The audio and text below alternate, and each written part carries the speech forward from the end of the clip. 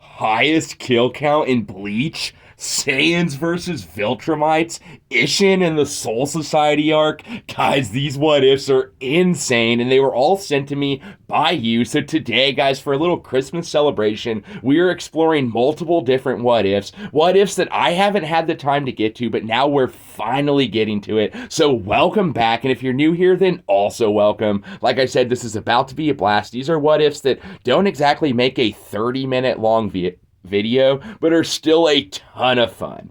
So guys, be careful because like I said, this video, it's about to be a blast. Let's get right into it and answer question number 1. Now, this has been asked by a ton of you, and it is who has the highest kill count in Bleach? Now, let's think about that for a second. They're obviously all Shinigami death gods. So they all definitely have a kill count. And there's definitely multiple brutal fighters in Bleach that we can choose from. Now, obviously, the first that comes to mind is Kenpachi Zaraki. Yeah, this guy, he's taken so many lives, it's not even funny. Just as a child, you remember that flashback, guys, where he runs into Unohana for the first time, and Unohana's staring at Kenpachi. She's just mesmerized, and there's just a massive pile of like Rukongai bodies behind her, and she doesn't even notice it, but it was Kid Kenpachi that created that pile. Anyways, we have no way of knowing actually how many people he did take down,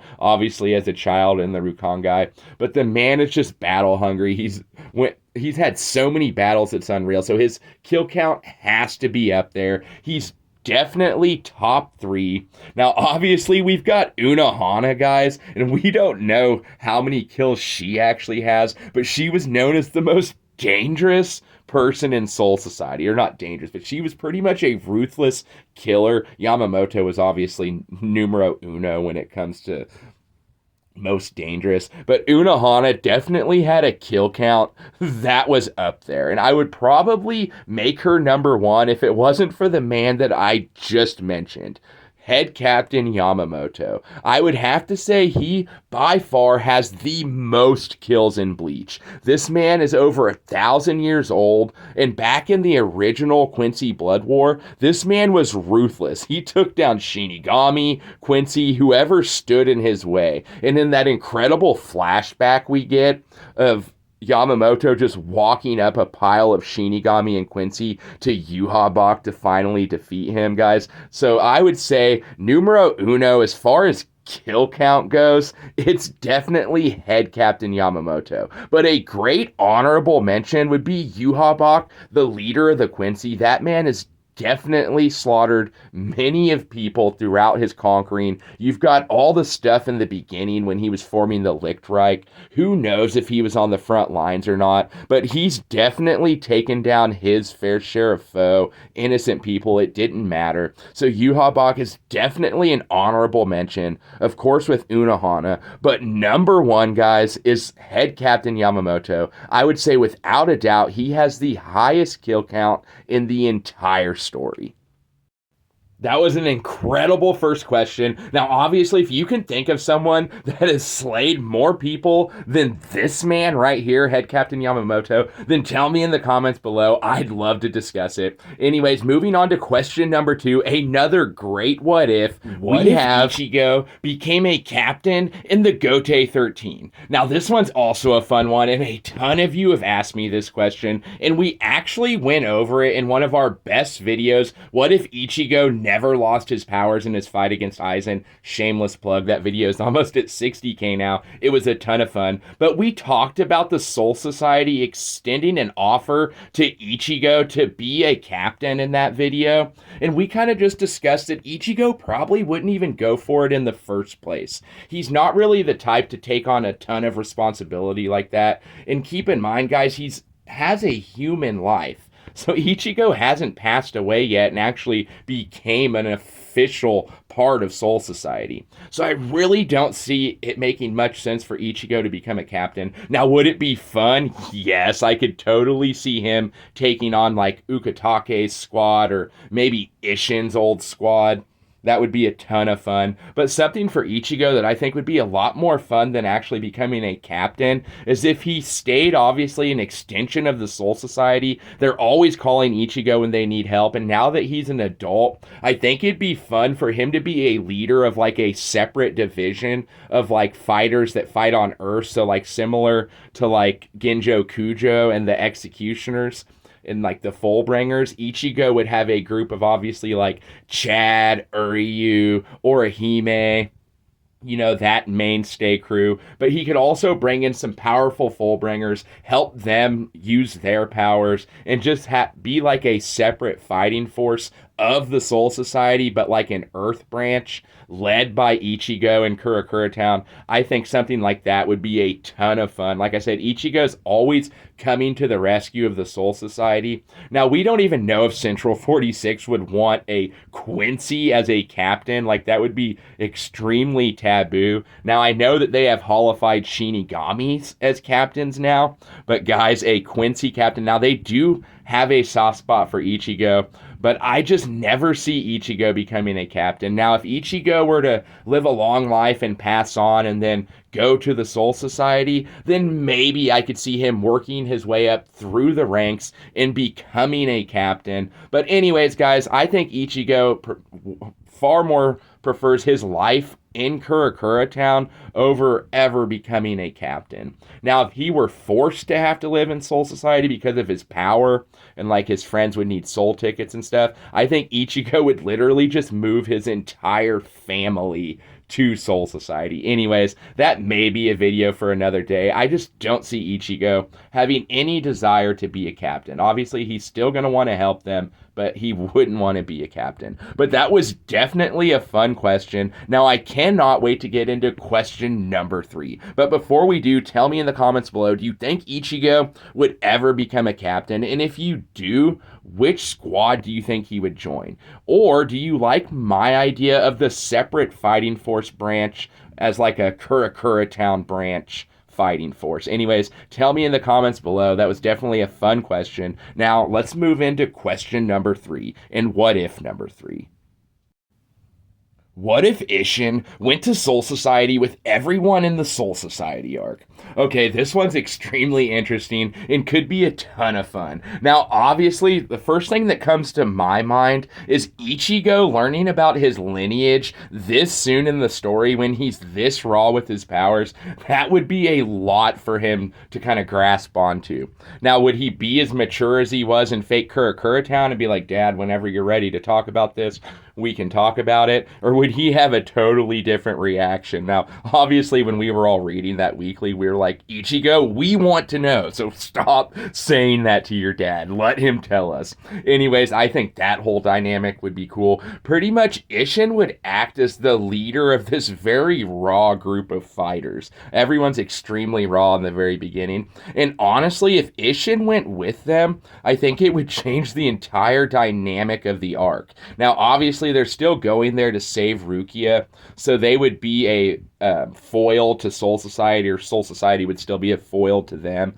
But if they walked in with an extremely strong captain like Isshin Kurosaki, then I think most of the captains would be willing to listen. Obviously, Toshiro knows who this guy is. They all know who he is. He's a royal. He's a Shiba.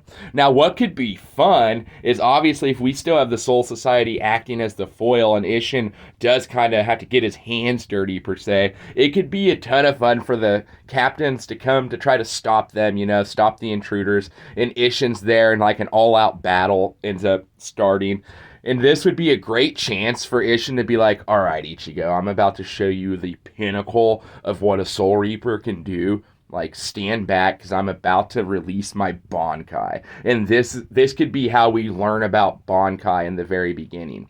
Like, flesh it out a little bit more. Have Isshin reveal to all of us something we've wanted to know for so long. And it would be insane seeing Isshin do this in the beginning of the story.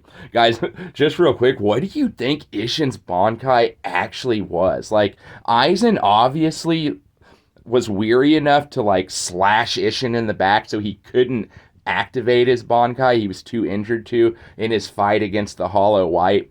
But Aizen was weary of the Bankai, so I feel like it's probably extremely formidable. He even implies that he could do some sort of a final Getsuga Tensho type attack with his sword. Anyways, I think it'd be extremely incredible to see Isshin's Bankai. I could see him just almost being wrapped in flames, similar to Yamamoto's Bankai in one of its directions.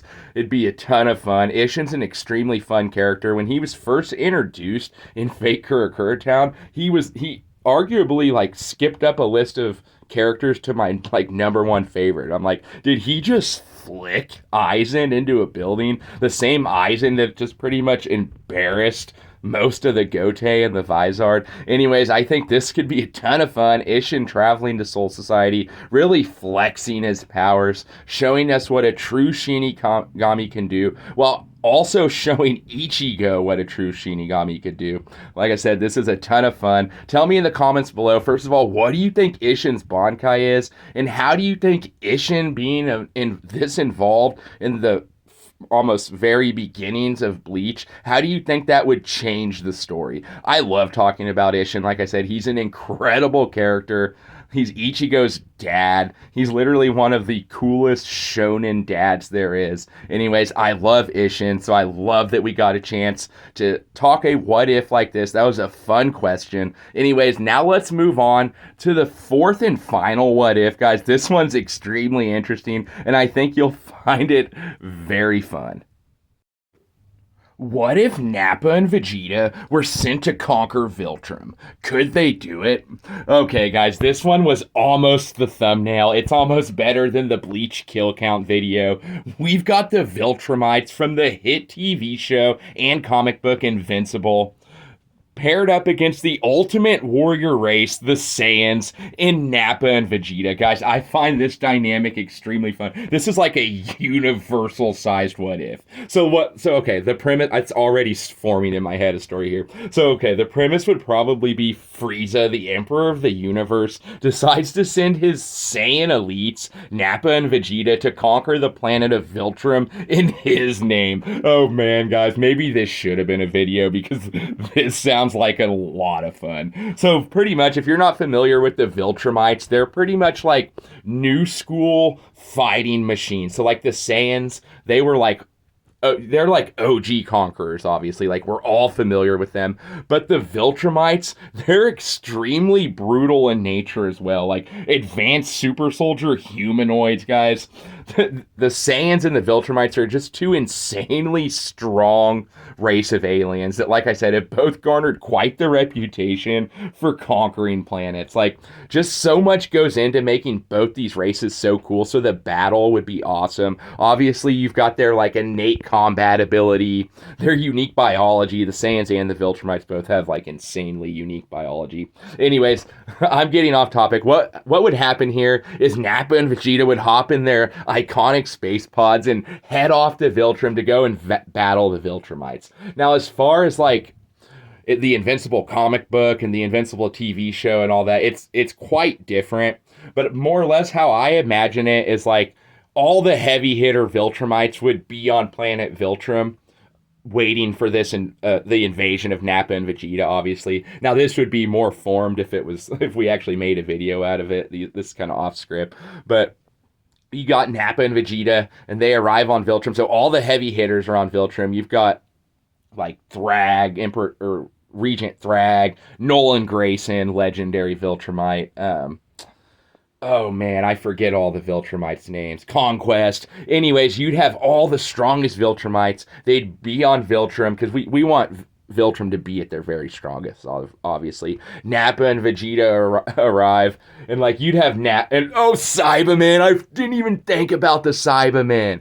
Okay, might as well throw Raditz in there too. So Raditz, Nappa, and Vegeta, and just like 6 or 7 Cybermen arrive on Viltrum, or, Nappa would plant the Cybermen just like he does in the anime and the manga. But the thing about Dragon Ball Z and Invincible, now I love Invincible, do not get me wrong, they're The Viltrumites are incredibly strong. They're incredibly awesome characters like Thrag. He is insanely strong. If you haven't checked out the Invincible comic or the TV show, check it out. But as far as the Saiyans versus the Viltrumites, I just don't see the Viltrumites winning. Now, one thing to keep in mind is the Viltrumites are extremely fast. They can travel through space and hold their breath for like weeks at a time. Now, Saiyans, they cannot survive in the vacuum of space. Like, Frieza, that was his whole plan when fighting Goku. Destroy Namek and he would still survive because Goku ultimately wouldn't be able to get any air if Namek exploded. So anyways, that's one thing where the Viltrumites, they have a little leg up on the Saiyans, as they can survive in the vacuum of space. But the Saiyans, as far as like their ki blasts and whatnot, what do the Viltrums have that can contend with that, okay? Now we know that spoiler alert, if you don't want spoiled for Invincible, click off now. But Thrag and Mark fight on the sun, and the sun's just completely annihilating like their skin. It's melting them down. Anyways, more or less, if Vegeta got mad and decided to shoot a Gallic gun, I just don't see any Viltrumite being able to withstand something like that. Not to mention, there's only a handful of extremely elite Viltrumites. The rest of the Viltrumites aren't as strong. Now, they're all older than the Saiyans, so they're a lot wiser, and I could see them maybe outsmarting Nappa, or like catching Nappa off guard. Nappa's a big beefhead. Like, Krillin literally almost 1v1 Nappa with the Destructo Disc. Anyways, they could possibly catch Nappa off guard. I could see something like that. Or I guess maybe just like 10 Viltrumites just grab Nappa and just fly up into orbit outside the atmosphere of Viltrum and just into deep space and just like drop Nappa out there.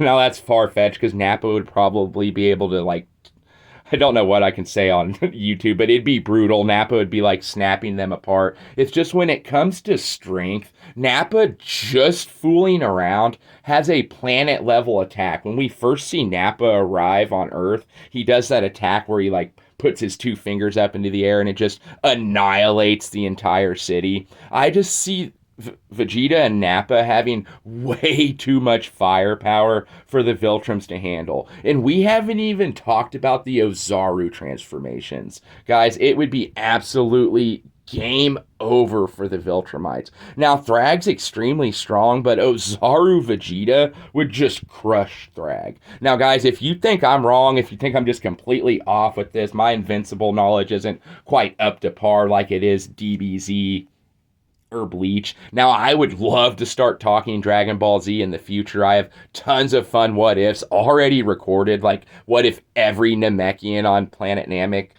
assimilated together to fight Frieza? So, like, say the Z fighters never show up on Namek, and like the Namekians have to like figure out the problem on their own and they all assimilate. Anyways, like I said, I would love to start talking DBZ what ifs. It would be a ton of fun. So this was actually fun to talk about. Now, like I said, I think the Saiyans would just ultimately overpower the Viltrumites. Now, if they all just ganged up on Nappa, maybe outsmarted him, now they would probably be able to take Raditz down. They could probably, with numbers, take down each and every Cyberman. I don't want to downplay the Viltrumites, but I just don't see them having the strength to be able to take the legendary Saiyan duo, Nappa and Vegeta, down. So to answer this question, yes, I think Nappa and Vegeta could successfully conquer Viltrum.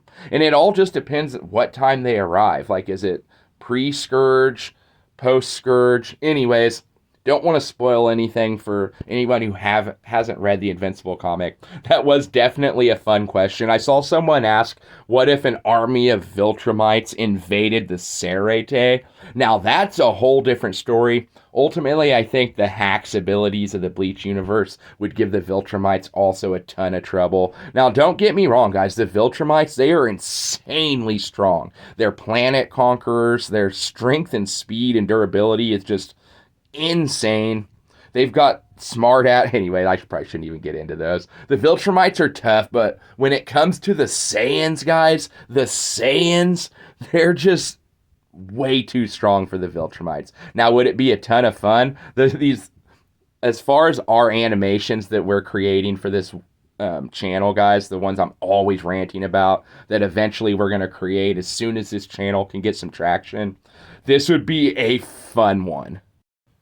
Like, can you imagine an actual animation of Vegeta and Nappa and their space pods heading to Viltrum and then an all-out battle between Vegeta, Nappa, and an army of Viltrumites? We'd have the Ozaru transformations. I think it would just be an absolute pleasure to witness. And like I said, that is the ultimate goal of this channel. I have friends in the industry that are voice actors and animators that are just waiting on the funding to eventually create these what ifs that we all have created on this channel together. The goal for this channel is for it to become a hub for pretty much all our like anime and comic dreams. So like if you have an idea for a what if and you think it'd be fun, then guys, submit it and we could actually make it happen. Like I said, all that needs to happen is for this channel to get a little bit of traction.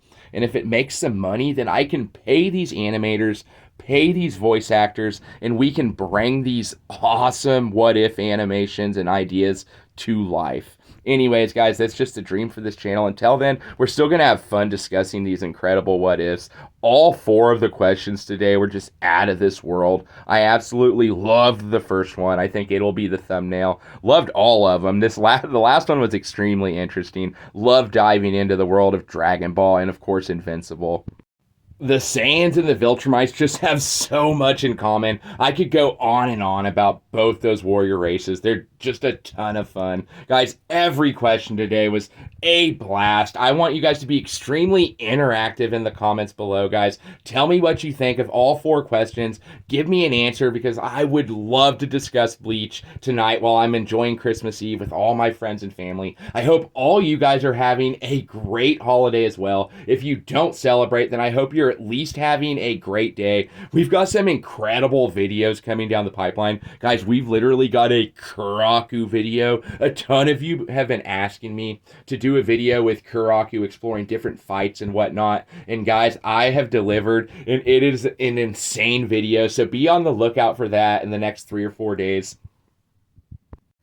And also, of course, if you have an idea for a future what if that you'd like to see explored, or just a question for that matter, then comment on any one of our videos on the entire channel. I'm extremely interactive, love reading the comments, like I said, and we will try our best to at least answer your question, if not bring your what if to life in its very own video. Anyway, guys, I have a blast on this channel. I cannot wait to talk to you guys in the next video. And until then, this is Sterling signing out. Like I said, have a Merry Christmas, or at the very least, just an incredible day. Guys, see you later.